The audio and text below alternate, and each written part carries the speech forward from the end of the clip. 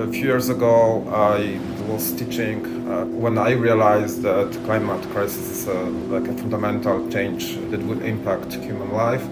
I started to incorporate climate-related issues to this lecture in personality psychology, showing why we don't do enough. We're talking about distant future. It is like when I'm talking with my students, I compare it with like a smoking cigarettes, that gratification is now, but long-term negative consequences are delayed. So this is the same situation with the climate crisis, that gratification because of our economy, our luxury life is now, but the negative consequences of our lifestyles, of our identities are delayed in the distant future.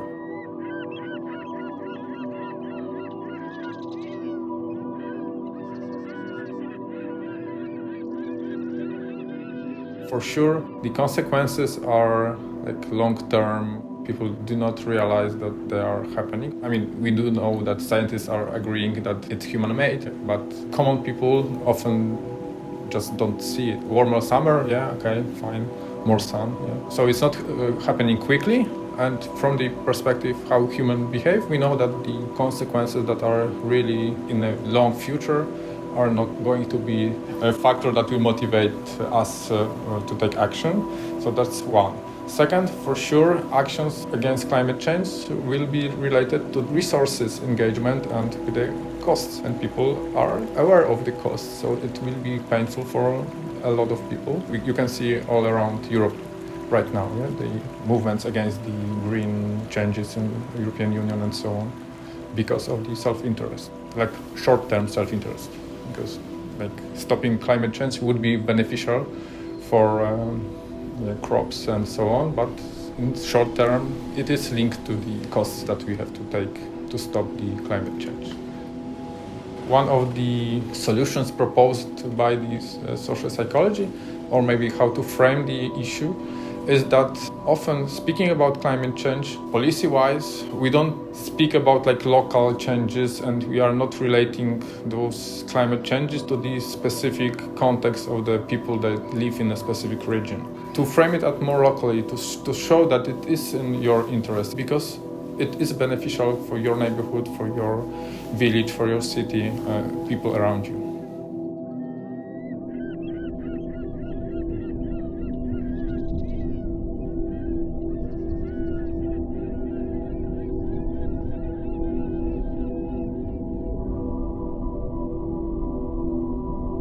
Major difference between the land and marine environment, that in the land you may have a forester that is managing the forest.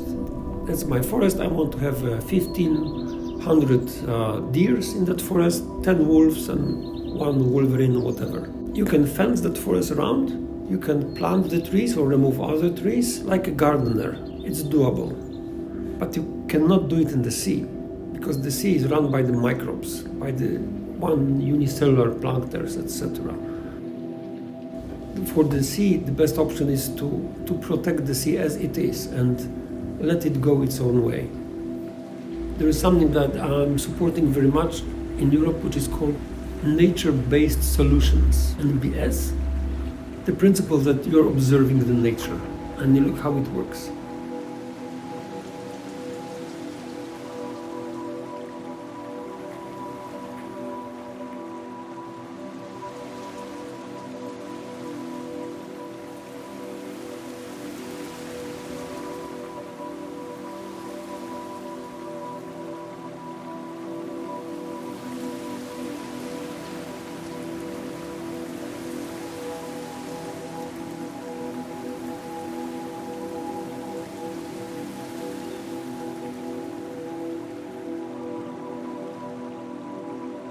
A few weeks ago, I was in Nowy Dwór, Gdańsk. That's the center of the Żuławy, the depression, the only depression we have here. The place is also particular because of a cultural background, because that was a place which was populated by the Mennonites, and they were Dutch people originally from the 17th century. Then they were being Germanized, so they became Germans.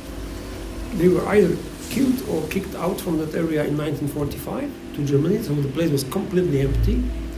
And then we're having a civil war with Ukraine on the Bieszczady Mountains. People from Bieszczady Mountains, they were placed there, well, among other places on the northwest Poland.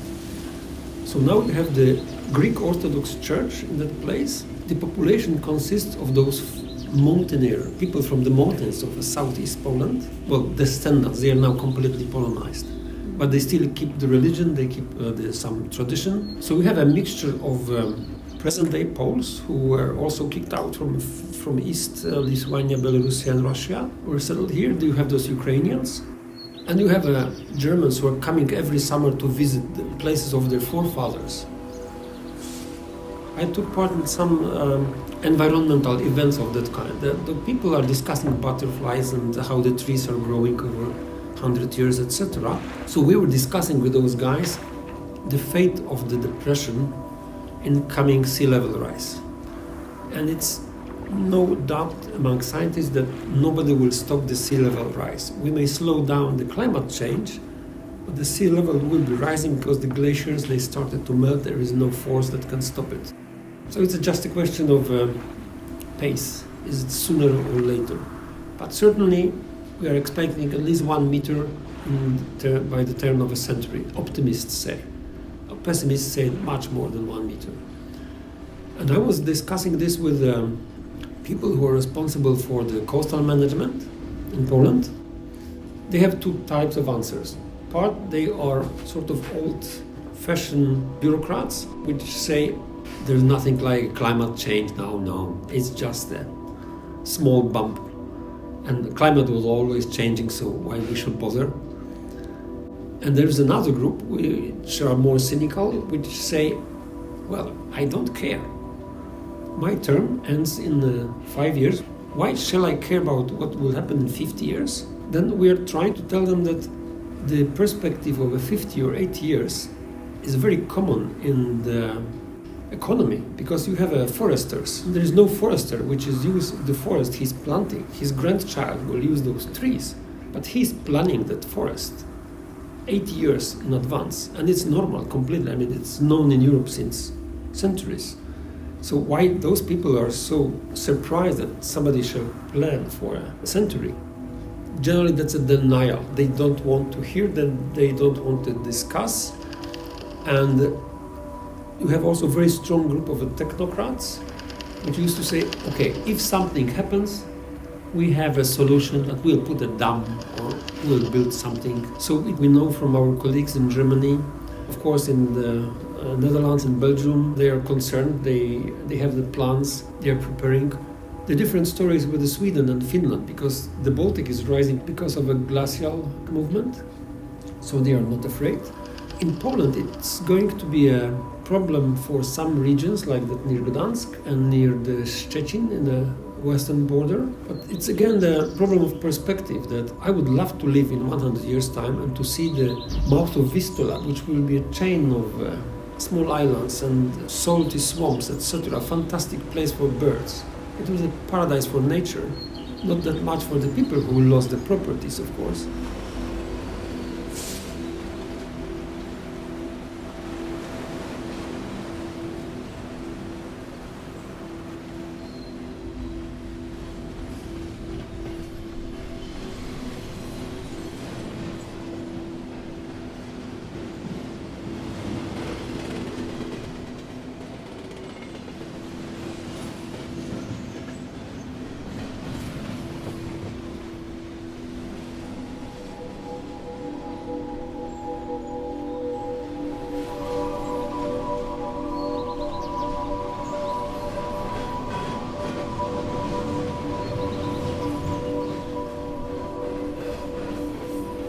We know that people are trying to avoid difficult emotions, and if people are not used to like negative experiences and don't want to feel sad no matter what, they will try also push away even idea that okay, something happened to my world and it will be destroyed. And in this way, losing connection with our negative emotions can also influence what we do to avoid thinking about like negative environmental events.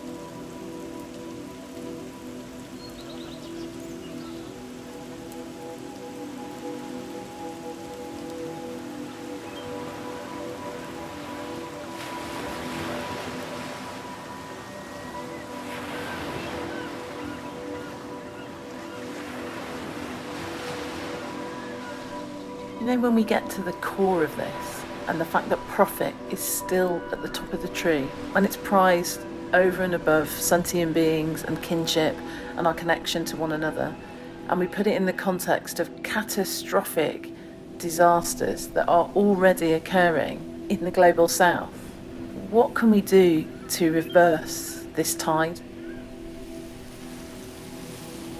I think the only way would be to show that stopping climate change is really important, also in the terms of like political profits, or even could be beneficial for some companies.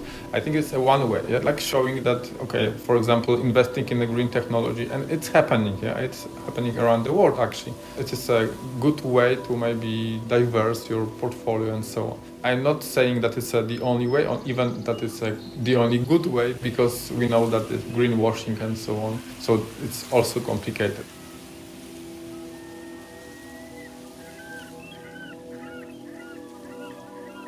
A few years ago, before Russian invasion, I was more optimistic. Because what had happened because of this war is that as human beings, we stopped to think how to collectively deal with climate crisis. But now in Europe, actually, we have to reorganize our economy, unfortunately, into the military industry that is based on fossils. The problem with this war is not only that they invade Ukraine, but that our economy become less sustainable because of production of weapons and so on. So I'm pessimistic. Of course, solidarity movement that has born in Gdańsk the impact on all the world, and that communist system collapsed. But now we need something like identification with all humanity, that new paradigm linking humans to each other. But the problem is that we cannot be so optimistic about this because of the war, because of global systems. We started to think about climate crisis, about CO2 reduction, but conflicts that are like a part of our humanity, this evil part, that cognition about climate change should lead us to deal with it, but those emotions and conflicts and this part of our humanity direct us in the other way to fight with each other.